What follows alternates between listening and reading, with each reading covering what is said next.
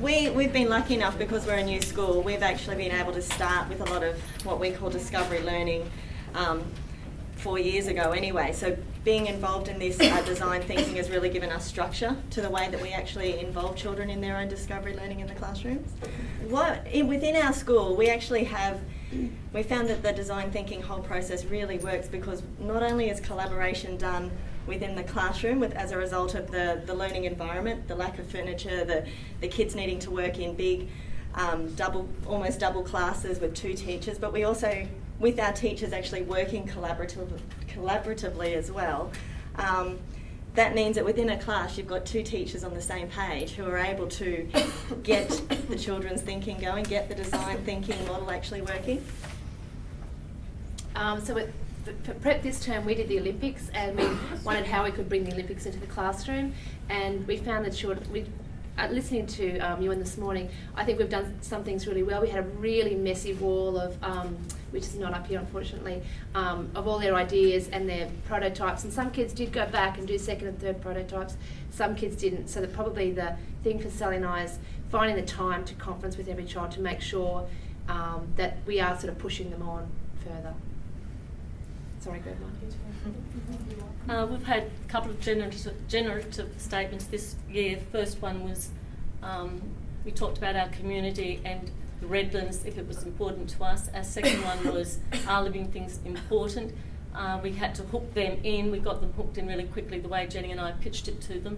They got up their post-it notes. We went through their post-it notes with them, found a lot of them were lower order questioning. So we had to go through that with the children and throw them out.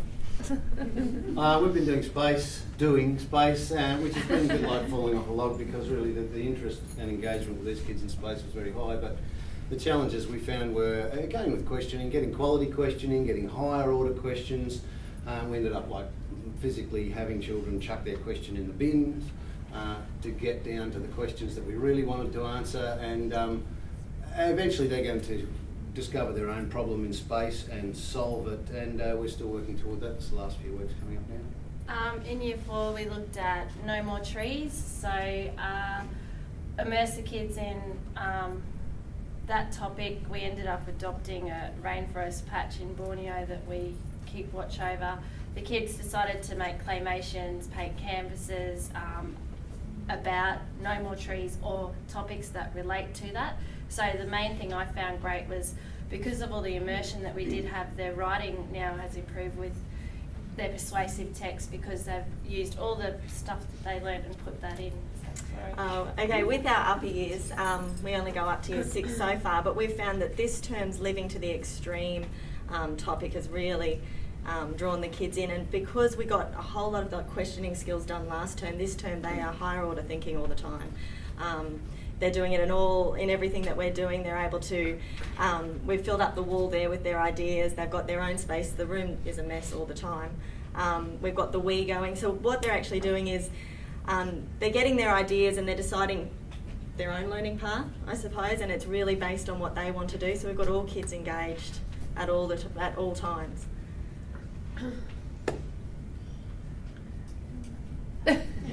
Okay, so some of the positive impacts, we've found that it's scaffolded their learning a bit more in discovery, which is what, even though we're all doing it, the scaffolding it is really good. We found the creativity with all the kids is amazing. We've got kids doing mosaics in response to religious art. We've got kids creating their own Barbie Olympics in response to their study of the Olympics.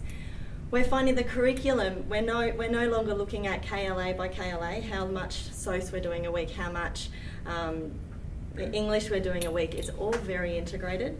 So it's just discovery. If you ask the kids what we're actually doing, oh, it's discovery. They cannot tell what we're actually doing. Their questioning skills have improved. It's very student driven. And we're finding reflection and feedback is huge. Now, these were some of our challenges.